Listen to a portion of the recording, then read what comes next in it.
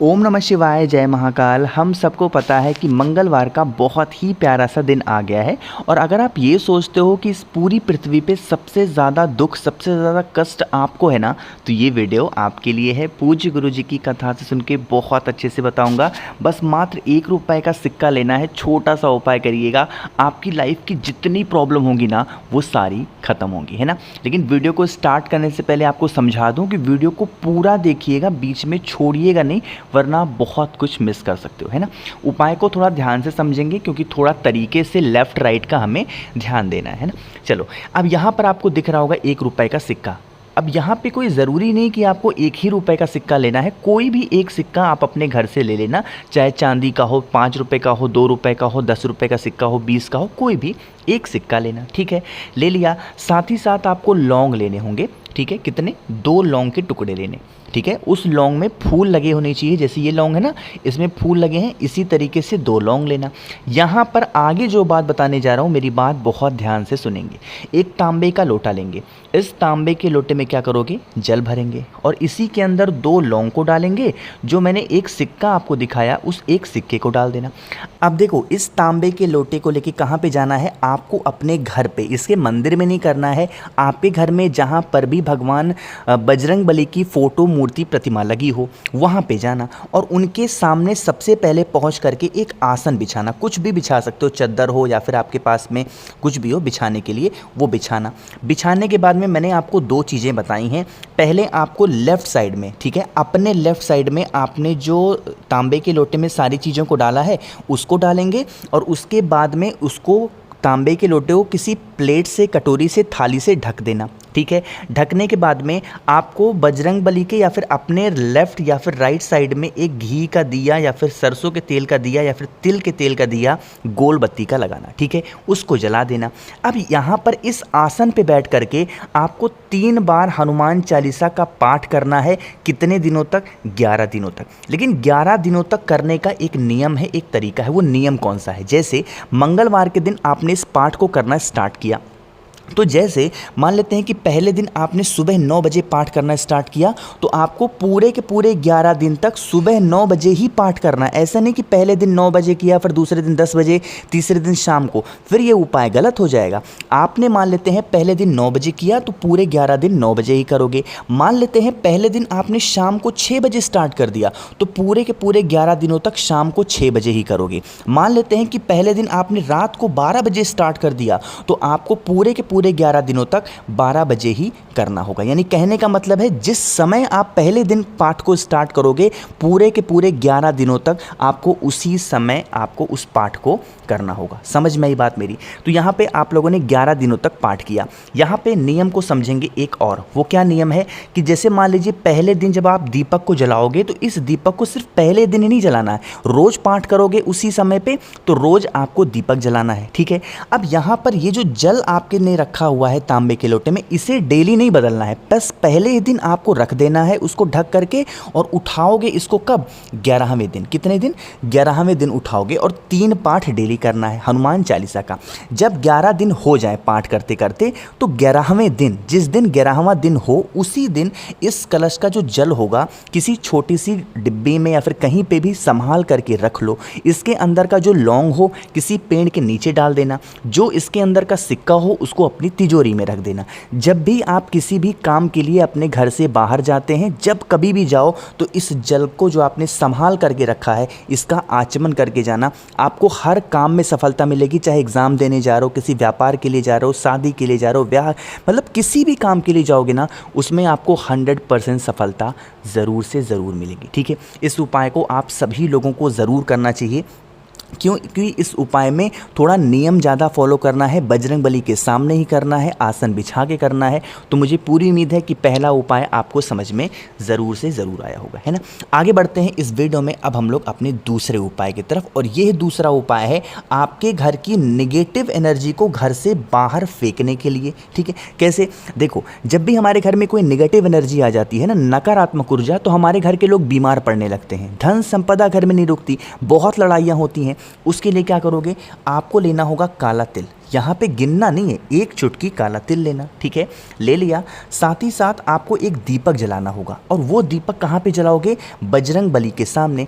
कौन सा दिया लगेगा? सरसों के तेल का दिया, उसमें कोई और दीपक नहीं लगेगा, सरसों के तेल का दिया गोल बत्ती का लगाओगे, ठीक है। और इसी में आपको डाल देना होगा जो एक चुटकी काला तिल है, उसको डाल देना। यह काम हमेशा नहीं करते हैं, सिर्फ और सिर्फ अष्टमी तिथि को करते हैं, और वो अष्टमी तिथि मंगलवार के दिन इस बार पड़ रही है। इससे सुंदर मौका आपको इस उपाय को करने का नहीं मिल सकता। तो आपको अगर अपने घर की नेगेटिव एनर्जी को घर से बाहर फेंकना है, भगाना है, तो इस उपाय को आप सभी लोगों को ज़रूर से ज़रूर करना चाहिए, ठीक है। समझ में आई बात मेरी ना? तो यहाँ पे हम लोगों ने 2 उपाय की बात कर ली है। आगे बढ़ते हैं इस वीडियो में हम लोग अपने तीसरे उपाय की तरफ, और ये उपाय बहुत ईजी है, बहुत आसान है। लेकिन उससे पहले वीडियो को जल्दी से लाइक कर दीजिए, और जितने भी भाई बहन इस आवाज़ को पहली बार सुन रहे हैं तो चैनल को सब्सक्राइब करेंगे, ठीक है। सबसे पहले समझो कि इस तीसरे उपाय के फ़ायदे क्या हैं। इसी में मैं आपको 2 तरीका बताऊंगा, और दोनों तरीके के आपके फ़ायदे अलग अलग होंगे। पहला फ़ायदा किन के लिए होगा? वो होगा इच्छा पूर्ति के लिए, यानी कि मनोकामना पूर्ति के लिए। और दूसरा इसी में बताऊंगा, इसी उपाय में, और वो आपको फ़ायदा करेगा कि अगर कोई भी व्यक्ति आपके घर में बहुत बीमार है, ठीक है। देखो, सबसे पहला जो तरीका है वो है मनोकामना पूर्ति के लिए। आपको क्या करना है? इस तरीके से लेना होगा, एक स्टील का लोटा या फिर कोई भी और पात्र ले लो, लोटा ले लो, कटोरी ले लो, बस तांबे का लोटा ना हो, और उसके अंदर दूध भर देना, ठीक है। इसके अंदर पानी नहीं डालना है, ठीक है, सिर्फ और सिर्फ दूध भरना, और वो दूध होना चाहिए गौ माता का कच्चा दूध। जिन भी लोगों के यहाँ गौ माता का दूध नहीं आता वो इस उपाय को नहीं करेंगे, लेकिन गलत उपाय नहीं करना, ठीक है। उसके बाद क्या करेंगे? इस दूध को लेंगे और लेके कहाँ पे जाएंगे? आपको जाना होगा महादेव के शिवलिंग के पास में। फेस रखेंगे उत्तर दिशा, यानी कि नॉर्थ डायरेक्शन। जो क्रम बताने जा रहा हूँ, मेरी बात बहुत ध्यान से सुनेंगे। देखो, ये जो स्थान होता है माता अशोक सुंदरी का, थोड़ा सा दूर, यानी कि उस कलश का आधा दूध आपको समर्पित करना होगा माता अशोक सुंदरी के स्थान पे, और उसी कलश में या फिर उसी पात्र में आपके आधा दूध और बचा होगा, उसको समर्पित करेंगे महादेव के शिवलिंग के पास में, मतलब शिवलिंग के ऊपर। इसमें आपके फायदे होंगे कि धन संपदा तो घर में बढ़ेगी बढ़ेगी, साथ ही साथ आप जिस इच्छा पूर्ति के लिए इस उपाय को कर रहे हो, वो विशेष, वो इच्छाएं भी आपकी बहुत जल्दी पूरी होंगी, ठीक है। पहला आपको समझ में आ गया। इसी में मैंने आपको बताया था कि बीमारी के लिए भी उपाय आप कर सकते हो, लेकिन तरीका चेंज होता है ना। लेना तो हमें दूध है, लेकिन दूध पूरा का पूरा नहीं लेना। कैसे?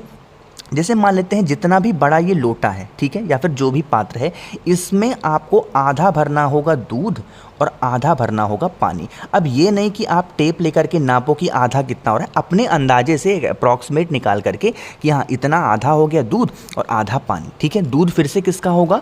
गौ माता का। भर लिया, और उसके बाद इस पात्र को लेके पहुंच जाएंगे महादेव के शिवलिंग के पास में। सुबह दोपहर शाम जब भी टाइम मिलता है आपको, जाएं और महादेव के शिवलिंग के ठीक ऊपर समर्पित कर दीजिएगा।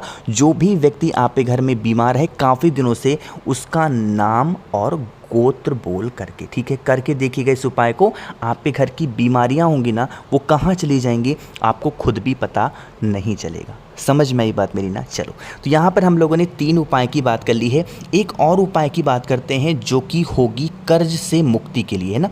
एक भी घर मुझे नहीं लगता कि ऐसा है आज के टाइम पे जिनके घर में कर्ज की समस्या ना हो। चाहे किसी ने बैंक से लोन ले रखा है, या फिर कोई इंसान किसी का पैसा वापस नहीं कर रहा है, या फिर आप किसी का पैसा वापस मतलब बाकी है वापस नहीं कर रहे हैं, घर नहीं बिक रहा है, या फिर घर बिकने की नौबत आ गई है, बहुत कंडीशन होते हैं, इस उपाय को करेंगे। क्यों? क्योंकि ये आ गई है जो तिथि है वो है अष्टमी तिथि, है ना। और मैं हमेशा अक्सर याद दिलाता हूं इस उपाय को। देखो, समझेंगे, यहाँ पर आपको दिख रहा होगा कुछ ब्राउन ब्राउन सा, ये क्या है? ये है बेल का गूदा, सूखा गूदा। किसी भी पूजा पाठ के स्टोर पे जाना, उनसे कहना भैया हमें बेल का गूदा चाहिए, वो आपको दे देंगे, ठीक है। जितने भी बेल के गूदे लेने हो वो लेना। साथ ही साथ आपको यहाँ पे जो दिख रहा है ये है सफ़ेद तिल, ठीक है। कौन सा है? ये है सफ़ेद तिल। एक चुटकी सफ़ेद तिल लेना। साथ ही साथ गौ माता का घी लेना होगा, ठीक है। कोई और घी नहीं चलेगा, गौ माता का ही घी लेना। अब देखो, आपको क्या करना है, अष्टमी तिथि या फिर नवमी तिथि को शाम के टाइम पे प्रदोष काल में इस तरीके से एक अग्नि प्रज्वलित करोगे, ठीक है। और ये अग्नि जलाओगे कैसे? चाहे तो आम की लकड़ी से या फिर कंडा उपला आपके घर में हो, उससे जला देना, ठीक है। जला दिया। आपके पास में कितने हैं? 3, 4, 5, 6, 7, 8 और 9, ठीक है। जो आपने बेल के गूदे लिए हैं ना, उसके 9 टुकड़े करेंगे, जैसे मैंने कर लिए, ठीक है। इसी तरीके से 9 टुकड़े करना। एक एक करके आहुति घी में डुबा करके आपको इस अग्नि में डालनी है। किसका स्मरण करके? भोले शंकर और माँ पार्वती का स्मरण। अभी इसमें आपको सफ़ेद तिल नहीं मिलाना है, सिर्फ और सिर्फ बेल के गूदे को घी में मिला करके आपको इसके अंदर डालना है। कितने डालोगे? 4, 5, 6, 7, 8। 8 गूदे को आपको लेना है और घी में डुबा करके माता सती और भोले शंकर का स्मरण करते हुए अग्नि में डाल देना, ठीक है। अब यहाँ पे बात आती है 9वें गूदे की, ठीक है।